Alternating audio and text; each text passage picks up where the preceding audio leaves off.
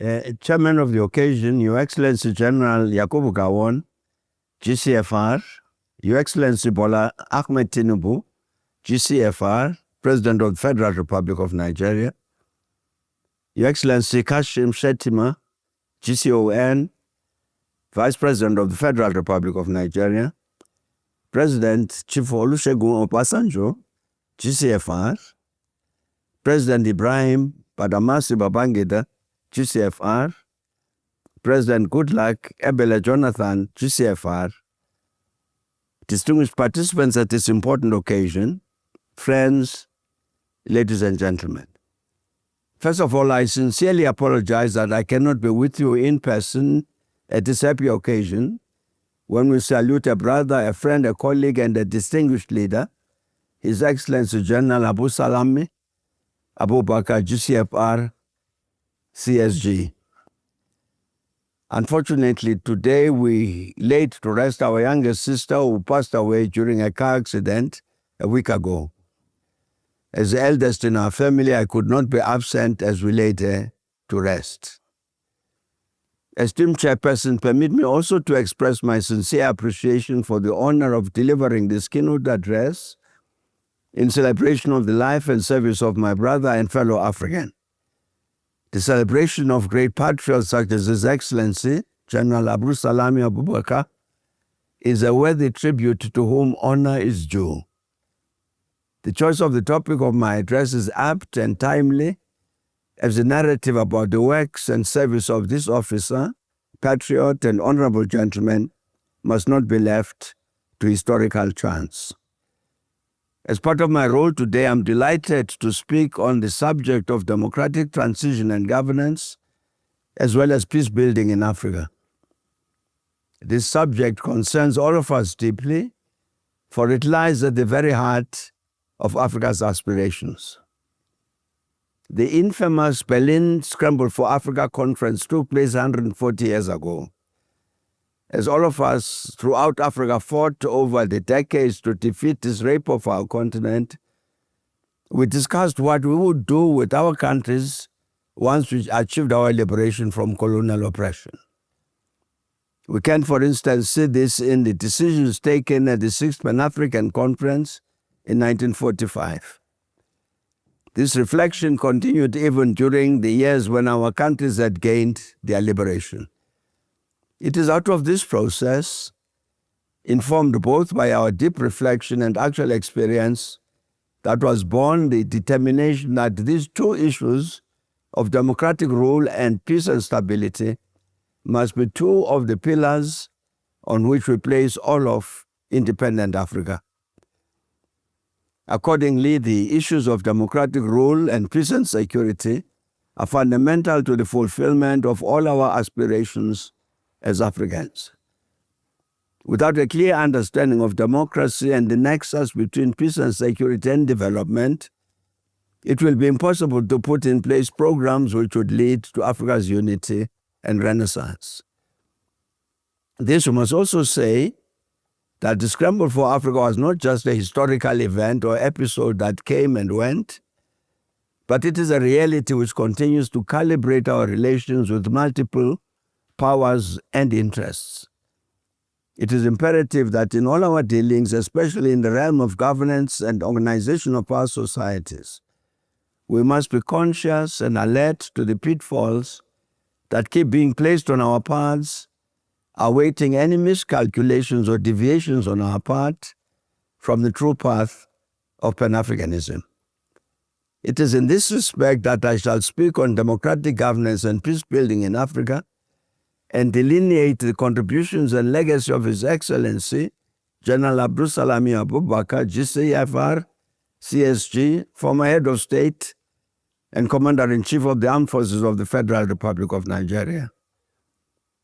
We are, of course, also performing many other important functions at this gathering today. The launching of 3 seminal books on the life and times of General Abubakar is one of the main reasons why we are here today. It's also an occasion to recollect and calibrate, celebrate our good fortune as Africans in the continuous construction of our continent's political culture and institutions. We are also renewing our pact with destiny and committing ourselves to the advancement of our dignity and esteem as Africans. We cannot do any of this in a vacuum. We must do so in the context of sound and credible scholarship and research. Writing books and leaving behind us correct narratives and testimonials for present and future generations matters greatly. The paucity of scholarship and research leaves room for distortion and misrepresentation, which leads to the adoption of wrong policies. The accumulation and distribution of knowledge about where we came from, how we attained our position, our present condition, where we are going, how to shape our future for the better, must be approached by all of us as a labor of love. The recognition of the symbiotic link between knowledge and action, the nurturing of a relationship between our development and the protection of the environment, and the art of linking our past, present, and future as one organic whole are all necessary elements of the outlook we must cultivate to achieve the progress millions of our people seek and demand. I therefore salute the authors of the 3 books being launched today, including the man of the moment, General Abdulsalami Abubakar, who has contributed a very informative autobiography, Call of Duty. I congratulate the authors most sincerely for enriching us through their talents and the fruits of their intellectual labors, including through the 2 tomes. One is called Nigeria's Grand Patriot, General Abdulsalami Abubakar, GCFR, and the other one is Mediating for Peace in Africa, a first shrift in honor of General Abdulsalami Abubakar, GCFR, CSG. I urge others to emulate their selfless service to Africa and their commitment to the truth and the education of future generations. It also behoves me to congratulate my dear brother, friend, and companion in Pan-Africanism, His Excellency General Abdulsalami Abubakar, GCFR, on attaining the ripe age of 84. More than being blessed with attaining such an age, we must celebrate his lofty stature as an eminent African statesman, a global leader, an accomplished and principled soldier, a family man and a man for all seasons, who has dedicated his life to peace, to the cultivation of harmony in his country and beyond, and achieving shared development throughout Africa. At this moment, also permit me to reiterate our condolences as we pay tribute to one of our brothers, President Muhammadu Buhari, GCFR. May his gentle and kind soul rest in peace. Their ages did not permit both Presidents Abubakar and Buhari to participate in the struggle against colonialism for the emancipation of our countries from alien domination. They were, however, given the privilege in later life to participate in the consolidation of the independence gained by our forebears, as well as contribute to the struggle for the total liberation of Africa, which focused in particular on the armed struggles to end colonial domination and apartheid in Southern Africa.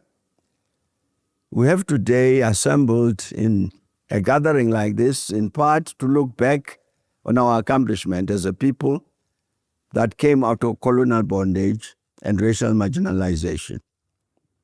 From the decisive year of 1957, when the former Gold Coast gained her independence and became the Republic of Ghana, to the year 1994, when white minority apartheid domination was defeated in South Africa, our continent has gone through important transformations. These have tested the strength and resilience of our people in some instances and exposed our vulnerabilities and weaknesses in some others. The idea of democratic governance and its practice have been evolving and changing in different ways in all the countries of Africa. The diversities of our societies and the different outlooks towards modernity and its challenges have ensured that no single country construct or meaning can be given to the democratic process in our continent. In this context, we must also accept the fact that Africa is not an island unto itself, left adrift or untouched by the evolution of norms and the growth of perceptions about how societies are governed and countries are organized elsewhere in the world. However, as we recognize the reality that democratic governance might take different forms in each of our countries, we have to understand and accept that central to democratic governance is the principle and practice that the people shall govern. Being part of the human family and the larger global community, we must learn to imbibe what works for others and discard those things that retard our progress as nations. It is along this trajectory that I try to link the life and times of General Abdulsalami Abubakar by way of delineating his contributions to the attainment of these objectives during his lifetime. The 3 books that we're launching today testify to the richness of the life of Abdulsalam Abubakar and his odyssey as a soldier, a husband, a father, a leader, and a statesman of global repute. And given some of Africa's history since independence, it would be natural to expect that a man of his background from the military profession, who rose to become general and head of state while in a soldier's uniform, would not be associated with the idea of democracy. Perhaps he would more readily be associated with peacebuilding in the sense of preventing wars and conflicts or ending them. However, the beauty lies in the fact that he performed both duties with a keen sense of justice and history, responsibility and distinction, leaving many in awe of his ability to organize a political transition in his country as quickly as he did, immediately after assuming power as head of state. We're fortunate that we have the 3 books we're launching today which explain in detail how all of this happened. Without doubt, a sincere appreciation of the yearnings of the people and profound wisdom about the fundamental needs of this dear country, Nigeria, prevailed on him to take the correct path of the earliest possible transition to democracy. His legacy offers strategic lessons for Africa's continued struggle towards good governance, peace, and sustainable development. His tenure from 1998 to 1999 as head of state is significant not only for his brevity, but also for the cascading impacts that it created in the history of democratic transition in Africa.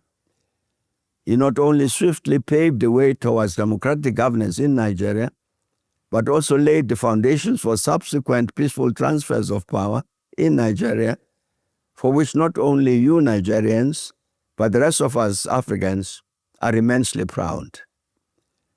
By recognizing this achievement, we're not only acknowledging a fact of history, but indeed also paving the way for the consolidation of our aspirations for peace and inclusive development all over our continent.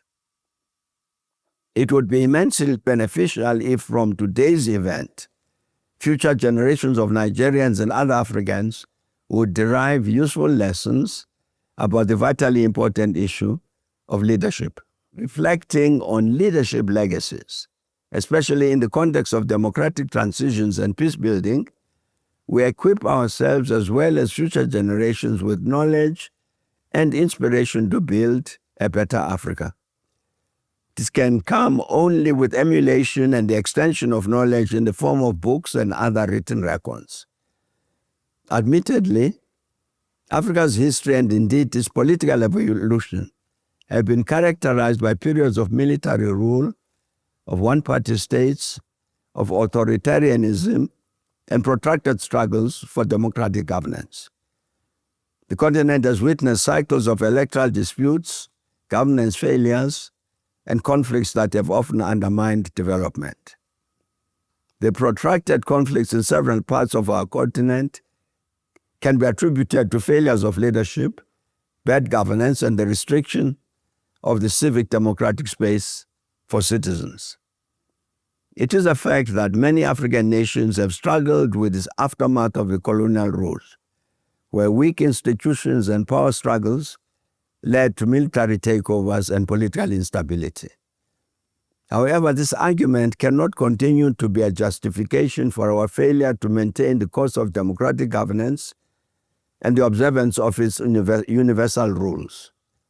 As I've posited earlier, we in Africa cannot isolate ourselves from the currents of world history, political evolution, and recalibration. We must perceive, identify, and engage the trends and interests that shape the ever-changing dynamics in the world. Africa's victory over colonial domination started more than 6 decades ago. Over this period of time, countries in other parts of the world have made progress by leaps and bounds, while many of us in Africa remained fixed in the controversies of succession and regime elongation. Meanwhile, electoral conflicts and disputed results continue to pose significant challenges to democratic consolidation. Africa also continues to grapple with the persistent conflicts, ethnic divisions, and governance crises that threaten peace and tranquility in many countries. The Sahel region, in all its vastness, is undergoing some dramatic changes occasioned by, among others, the struggle to defeat neocolonialism, institutional weaknesses, governance deficits, and constraints associated with stunted development. The issue of Western Sahara is still not resolved. The Horn of Africa and the Great Lakes region are still besieged with difficulties and humanitarian disasters. Both Sudan and South Sudan are tied up in violent centrifugal processes. Resource-rich and population-endowed countries on the continent are experiencing challenges of governance while they strive to overcome these through various policy interventions. However, it is not all doom. We have seen success stories in democratic consolidation and post-conflict recovery.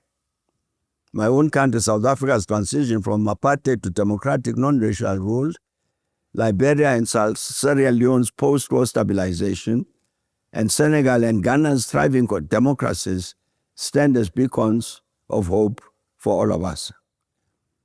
The regional economic communities have played a crucial role in mediation, conflict resolution, electoral support, proving that Africa can generate and sustain the will and find the solutions to address its challenges. It is in this context that we see the contributions and legacy of General Abdulsalami Abubakar in Africa's democratic transition and consolidation of peace. And some of the defining moments in Africa's political history and democratic transitions were as a result of the roles he played in leading various election observation missions and peace negotiations across the continent.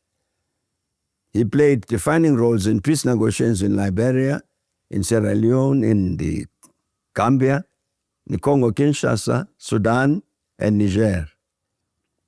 He was also invited by my President Nelson Mandela, of blessed memory, to assist him in the reconciliation efforts in Burundi. Recently, he was also involved in the negotiations efforts between ECOWAS and Niger in the aftermath of the military takeover and power in that country. I was privileged that I worked with him as well as the late President Pierre Buyoya of Burundi, may his soul rest in peace, as together with other colleagues. For a decade, we worked as envoys of the African Union with the people of Sudan and South Sudan exactly on matters of democracy, peace and stability, and development. And during these several years of rendering service to Africa and the world, General Abubakar worked closely with ECOWAS and the AU to foster dialogue and stability. He was invited to several countries to offer advice and proffer solutions to conflicts and foster negotiations.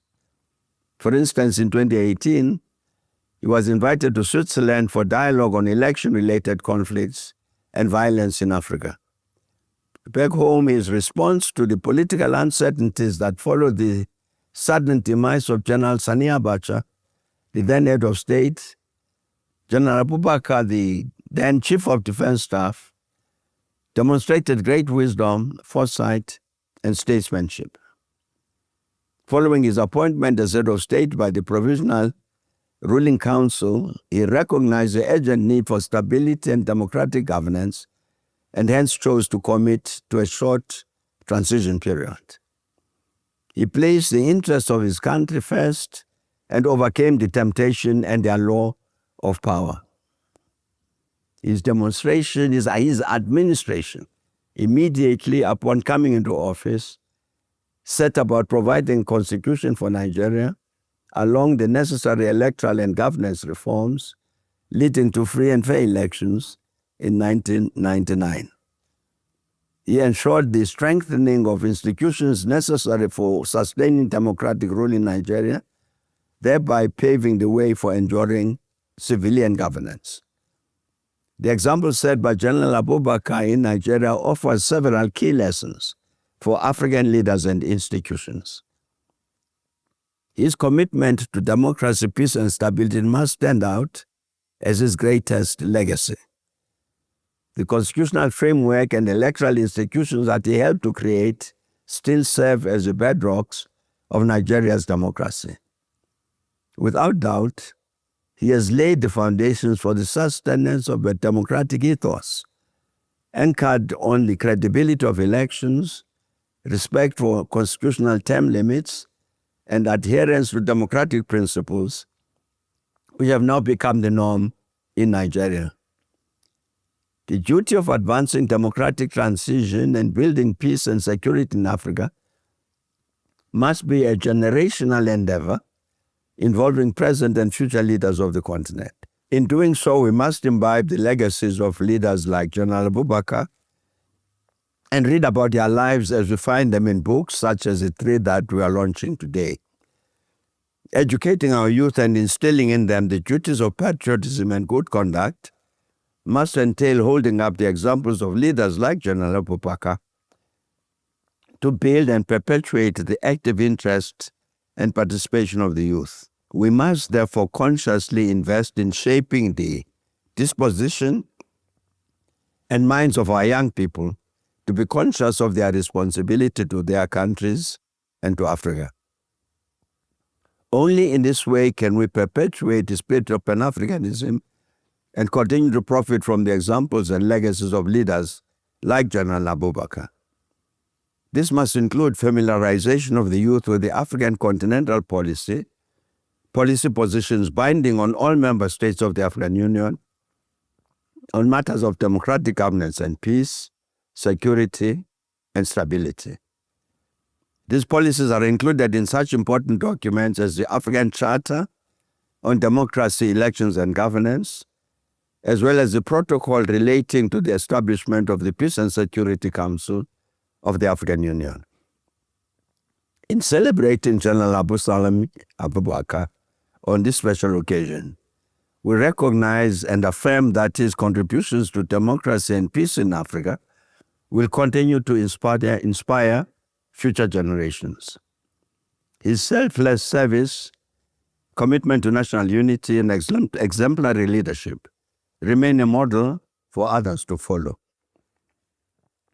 In conclusion, dear brother Abdulsalami Abubakar, I congratulate you once again on your 84th birthday and commend the launch of these 3 books, which will serve as valuable resources for scholars, for policymakers, and aspiring leaders across Africa.